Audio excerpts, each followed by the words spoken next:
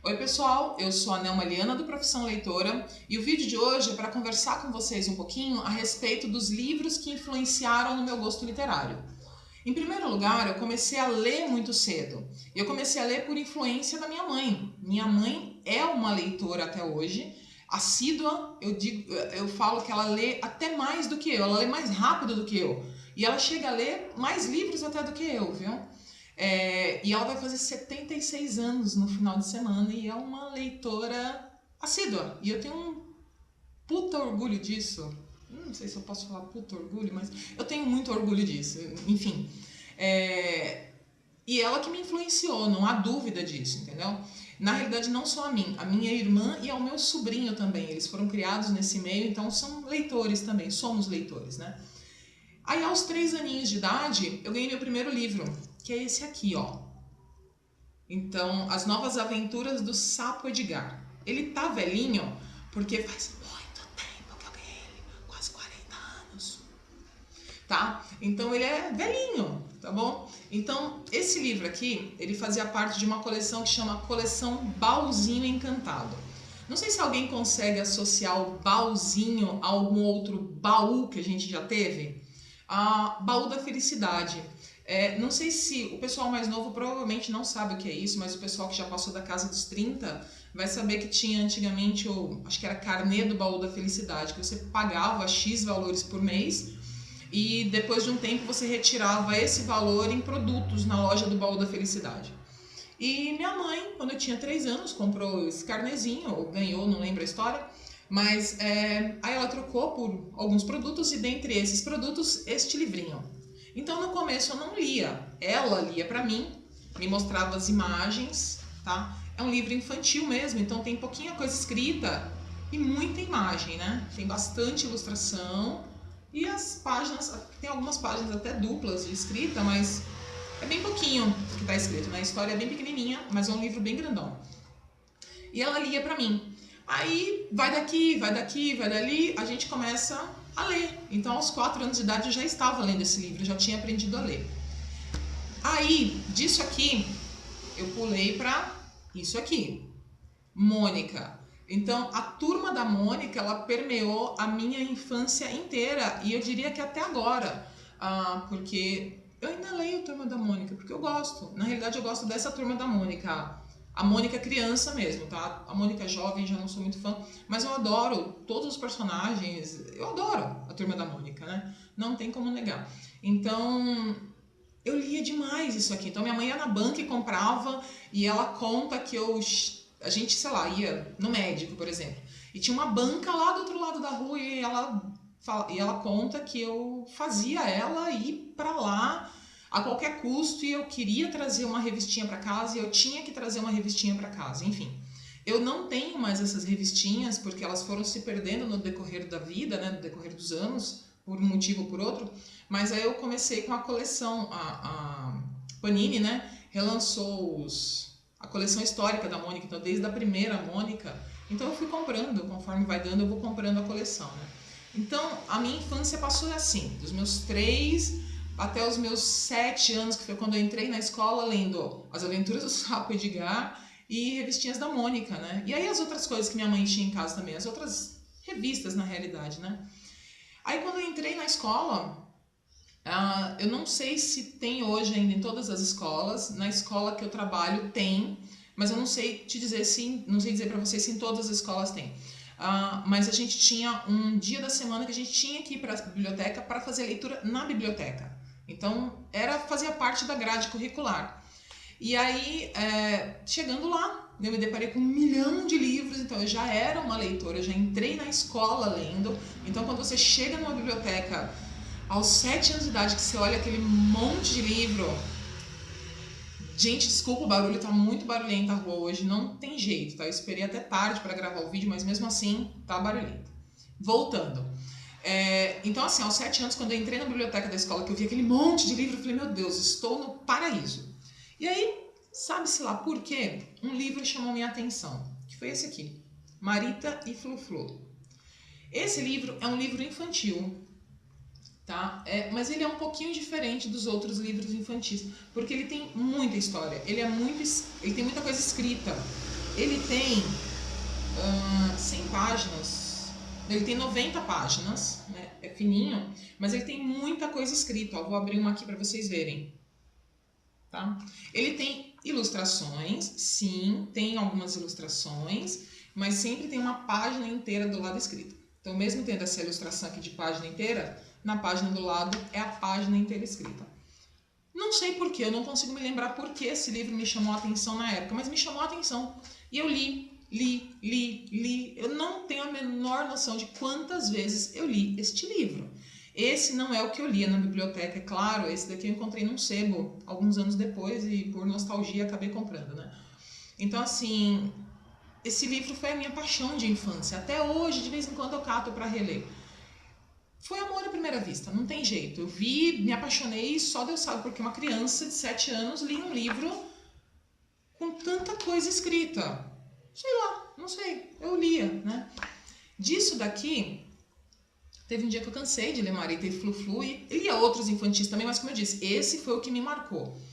E aí a professora falou, olha, né, pequena Nelma Liana, vamos passar então de Marita e Flu-Flu para a coleção Vagalume.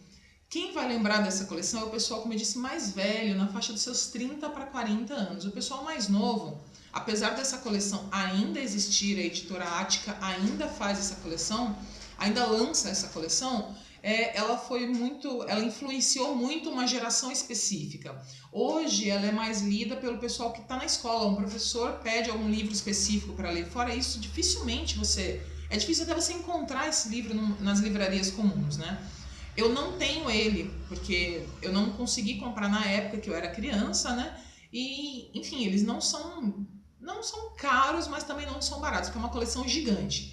Então, eu li vários livros dessa coleção. Eu não vou nem lembrar o nome de todos, assim. Mas o que me marcou mais, eu acho que marcou uma geração toda, foi o Escaravelho do Diabo. Então, eu saí de um Marita e Flu-Flu para um policial, para um livro policial de 8 para 9 anos de idade, eu não tinha 9 completo. E aí eu fui lendo outros, então tinha, sei lá, A Ilha Perdida, O Rapto do Menino Dourado.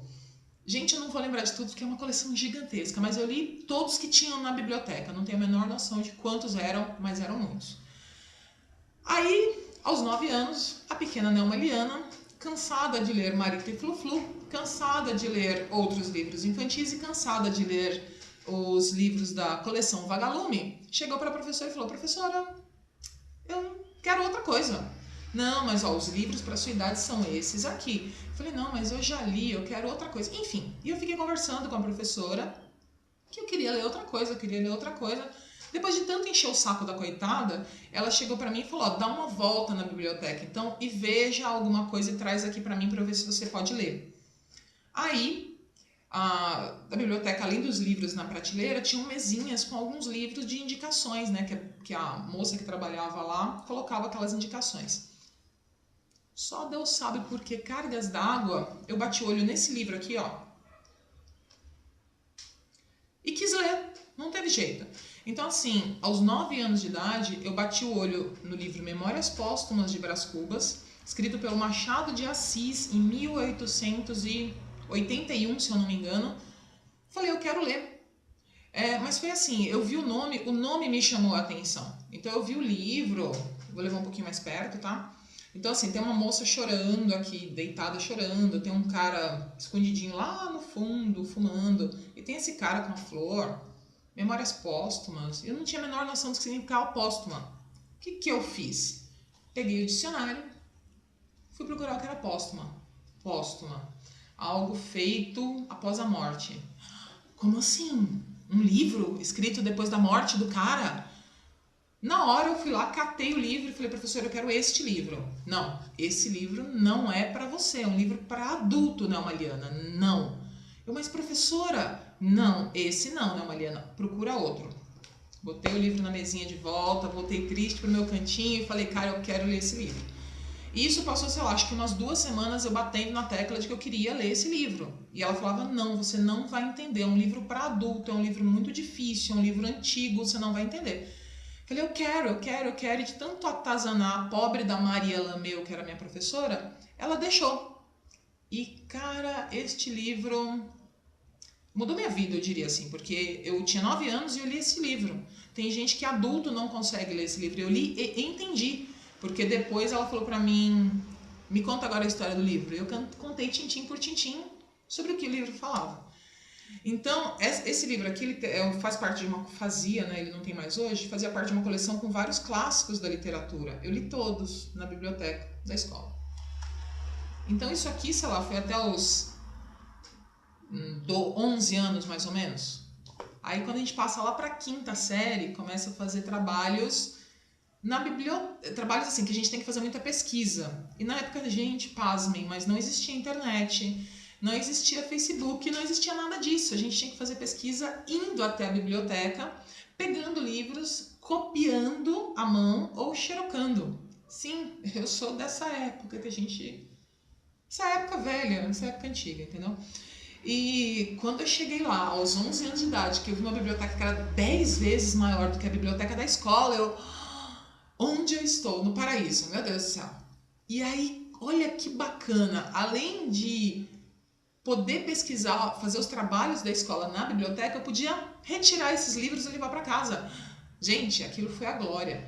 E aí, eu não lembro exatamente qual foi o primeiro livro que eu li nesta biblioteca, ou qual foi o primeiro que me chamou a atenção. Eu lembro que um dia eu estava fazendo trabalho e tinha uma mocinha do meu lado lendo um livro. E eu, curiosa, né? Aí eu li o título do livro, que era esse aqui, ó. As Brumas de Avalon. Aí eu perguntei para ela sobre o que contava, o que era a história, né? Ela me falou, a história tem uns magos, uns reis, é uma coisa meio assim, né? Que a gente não sabe se é verdade ou se é mentira, né? Porque não tinha muito termo na época ainda fantasia, né? E sei lá por quê, aquela história de bruxas e magos e não sei o que me chamou a atenção. Eu fui catar o livro. Aos 12 anos de idade, eu li Brumas de Avalon. Não é óbvio que não é esse aqui o que eu li, né? Esse aqui é minha edição nova. E esse livro aqui, como os outros, me influenciou demais. Então, aos 12 anos, eu li isso aqui. E disso aqui, eu passei para Ken Follett, aos 13 anos de idade. Eu li o Pilares da Terra. Passei para Umberto Eco e por aí vai. Tudo que você imaginar que tinha de fantasia, que vocês conhecem hoje, mas que era da década de 70, 80, eu li nessa biblioteca. Então, eu terminava um, pegava outro, terminava um, pegava outro. Até que um dia eu já tinha cansado de ler os livros de fantasia sobre bruxas e coisas assim. Eu falei, moça, eu queria uma coisa diferente, eu queria terror. A pequena não, uma Liana de ainda seus 13 para 14, queria terror. E aí ela me indicou esse cara aqui. Gente, ó, imagens fortes agora. Então, para quem é muito sensível, pula, sei lá, 1 minuto do vídeo ou então fecha os olhos, porque a imagem é forte. Isso aqui, ó. E o livro está bem detonado, tá? O livro é antigo, esse livro tem 20 anos, mais de 20 anos, deve ter 25 anos que eu tenho esse livro, mas ele acabou ficando assim de tanto eu emprestar. Eu emprestei demais esse livro, tá? Então, um dos motivos de eu não emprestar livro.